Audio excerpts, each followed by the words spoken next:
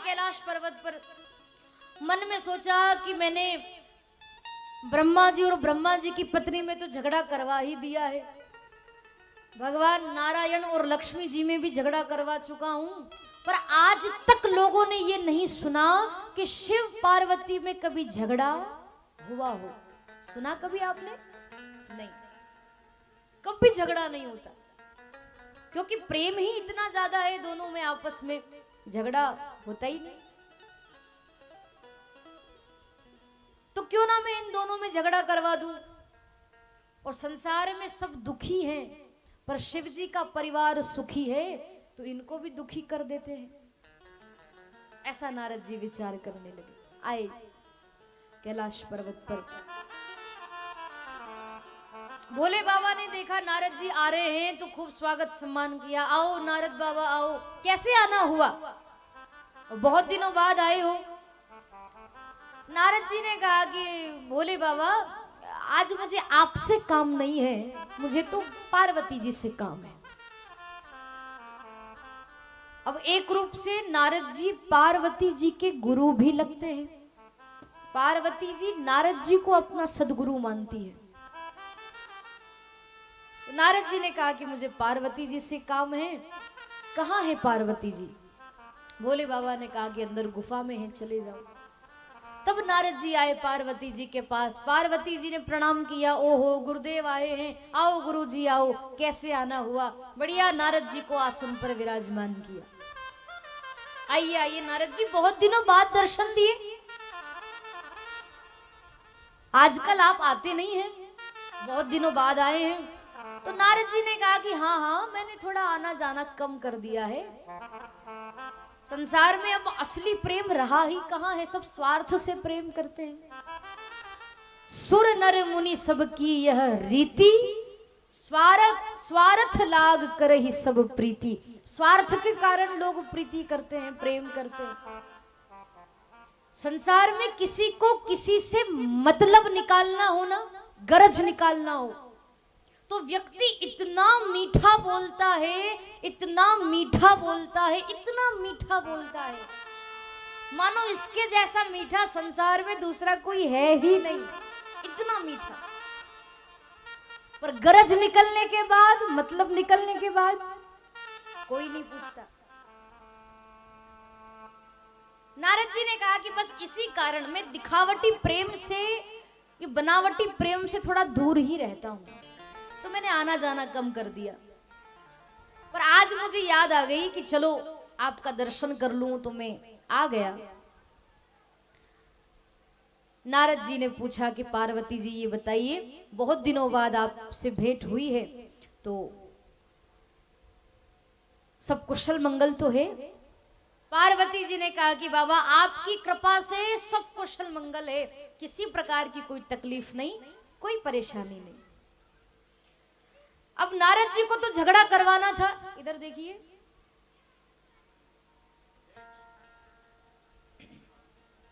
नारद जी को तो झगड़ा करवाना था। नारद जी कहने लगे कि जब सब कुशल मंगल है, किसी प्रकार की कोई परेशानी नहीं है, तो ये बताइए आपके पति शिव कैसे हैं? तो पार्वती जी बोली कि बाबा मेरे पति भोले बाबा, वो तो सचमुच भोलेनाथ हैं, और वो मुझसे इतना प्रेम करते हैं, इतना प्रेम करते हैं, इतना प्रेम करते हैं कि मेरे पति मुझसे कोई बात नहीं छुपाते हैं। इतना प्रेम करते हैं, और इतना प्रेम है हम दोनों में आपस में कि नारद जी ऐसा कहा जाता है कि जो गुरु मंत्र होता है, आपके सदगुरु जो आपको मंत्र देते हैं, वो मंत्र किसी को बताना नहीं चाहिए, वो गुप्त रूप में रखना चाहिए। भले ही आपका कितना ही सगा क्यों ना हो, फिर भी उसको नहीं बताना चाहिए।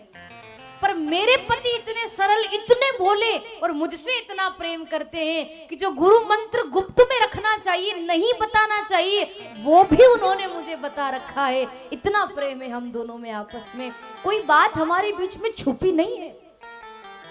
ना मैं उनसे कुछ छुपाती हूं, ना वो मुझसे कुछ छुपाते हैं। इतना प्रेम करते, बहुत ज्यादा प्रेम करते, आपस में बड़ा प्रेम है हमें। नारद जी कहने, अच्छा नारद जी को तो झगड़ा करवाना था, तो नारद जी बोले पार्वती जी से कि जब भोले बाबा आपसे इतना प्रेम करते हैं कि आपसे कोई बात नहीं छुपाते, हर एक बात आपको बताते हैं, गुरु मंत्र भी बता रखा है और इतना प्रेम है आपस में, तो फिर तो भोले बाबा ने आपको ये बात भी बताई होगी कि उनके गले में जो नरमुंडों की माला पड़ी रहती है, भोले बाबा के गले में जो नरमुंडों की माला रहती है, मुंड माला धारण किए हुए हैं, वो माला वो नरमुंड किसके हैं? ये भी तो शिव जी ने बताया होगा आपको कि जो मुंड माला शिव जी ने धारण कर रखी है गले में, वो नरमुंडों की माला किसकी है? वो मुंड किसके लगे हो माला में? बताया होगा शिव जी ने। पार्वती जी बोली कि बाबा ये तो आज तक नहीं बताया कि उनके गले में जो नरमुंडों की माला है वो किसकी है। नारद जी बोले लो आपको नहीं बताया? पार्वती जी ने कहा कि नहीं बाबा ये तो नहीं बताया, शायद भूल गए होंगे। नारद जी खड़े होकर बोले कि फिर क्या खाक प्रेम करते? बड़ा कहती थी प्रेम करते, प्रेम काय का प्रेम? नारायण नारायण कहते कहते नारद जी वहां से चलते बने, क्योंकि उनको झगड़ा करवाना था तो चिंगारी लगा दी, थोड़ी देर में आग भड़केगी, झगड़ा होगा, चिंगारी लगा करके वो बस चले गए नारद जी। आपको इतनी बड़ी बात नहीं बताई, इतनी बड़ी बात आपसे छुपाई। आप तो कहती थी बड़ा प्रेम करते, काय का प्रेम? खाक प्रेम करते। दो बात और पार्वती जी को सुना करके चले गए। और जाते जाते जब भोले बाबा से मिलकर गए तो भोले बाबा से कहकर गए नारद जी जाते जाते कि भोले बाबा आपको अंदर माता जी याद कर रही है।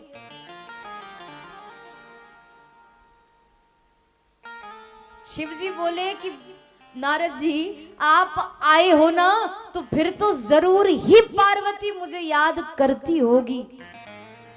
आप आओ और पार्वती याद ना करे ऐसा तो हो ही नहीं सकता, क्योंकि बाबा भोलेनाथ तो अंतर्यामी है, उनको तो पता है कि क्या कहकर गए हैं। नारद जी नारायण नारायण कहते कहते चले गए। शाम का समय हुआ, संध्या का समय, भोले बाबा आए पार्वती जी के पास। अब पार्वती जी ने पूरा श्रृंगार वगैरह उतार दिया और बढ़िया बहुत गुस्से में बैठी पार्वती जी। आने दो बाबा को फिर बताती हूँ। बहुत गुस्से में, जैसे पत्नी गुस्सा करती ना पति पर, ऐसे खूब गुस्से में पार्वती जी बैठी।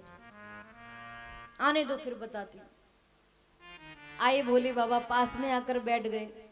उनको तो पता था कि नारद जी झगड़ा करवाने आए थे, वो वही कर कर गए हैं कुछ, पर अनजान बन करके भगवान भोलेनाथ पूछने लगे कि देवी क्या बात है, आप ऐसे गुस्से में क्यों बैठी हो, थोड़ी नाराज लग रही हो, अगर मायके की याद आ रही हो तो चली जाओ, क्योंकि पत्नी गुस्सा तभी करती है जब उसको मायके में जाना होता है।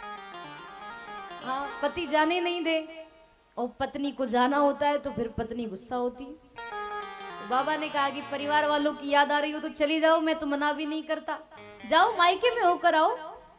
पार्वती जी ने कहा कि आप मुझसे बात मत करिए, आप बहुत बेईमान आदमी हो, बहुत कपटी हो तुम, स्वार्थ साधक कुटिल तुम, सदा कपट व्यवहार, मुझसे बात मत करो।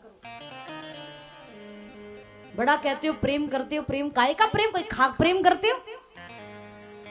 तुम्हारे मन में तो विष भरा हुआ है। बोले बाबा कहने लगे मैंने ऐसा कौन सा कपट कर दिया तुम्हारे साथ? अरे सच में मैं तुमसे बड़ा प्रेम करता हूँ, मैंने ऐसा क्या कर दिया देवी जो तुम ऐसी बात कर रही हो? मैंने क्या कपट किया तुम्हारे साथ? मैंने क्या किया ऐसा? पार्वती जी बोली कि इतना प्रेम करते हो तो फिर आज तक आपने मुझे बताया क्यों नहीं कि आपके गले में जो नरमुंडों की माला पड़ी रहती है वो माला किसकी है, वो नरमुंड किसके हैं? उस माला में जो मुंड लगे हुए वो मुंड किसके हैं? आज तक आपने मुझे नहीं बताया। बड़ा कहते हो प्रेम करते हो, प्रेम काय का प्रेम? सारी बात आप मुझे बताते हो, ये बात क्यों नहीं बताई कि आपके गले में जो मुंड माला है, जो नरमुंडों को धारण कर रखा है, वो माला किसकी है, वो नरमुंड किसके हैं? तो गुस्सा करने लगी। भोले बाबा को हंसी आ गई। शिव जी कहने लगे कि बस इतनी सी बात के लिए इतना गुस्सा। यही जानना है ना कि जो नरमुंड मैंने अपने गले में पहन रखे हैं वो किसके हैं।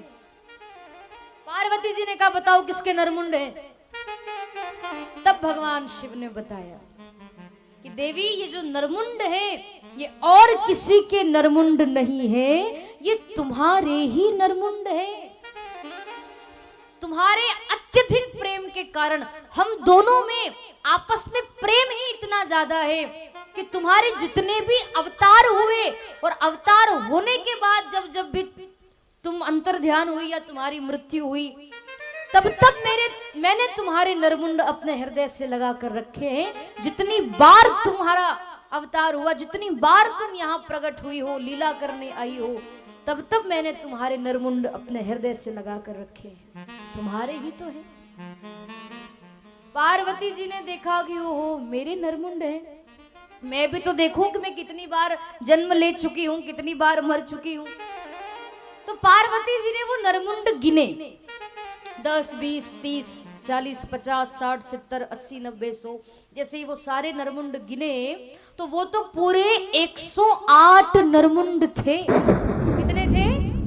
108। पार्वती जी कहने लगी कि बाबा मैं 108 बार मर गई हूं। तो भोले बाबा कहने लगे कि हाँ देवी तुम 108 बार मर गई हो। पार्वती जी कहने लगी कि बाप रे मैं 108 बार मर गई और आप एक बार भी नहीं मरे। आपने ऐसी कौन सी जड़ी बूटी खा रखी है कि मैं 108 बार मर गई और आप एक बार भी नहीं मरे। आपने ऐसी कौन सी जड़ी बूटी खाई? भोले बाबा कहने लगे कि देवी मैंने कोई बूटी बूटी नहीं खाई, मैंने तो अमर कथा का पान किया है। बस पार्वती जी ने वो बात पकड़ ली कि ये अमर कथा क्या होती है, किसको कहते हैं अमर कथा। तब भगवान शिव ने बताया कि श्रीमद् भागवत कथा ही अमर कथा है। श्री राम कथा ही अमर कथा।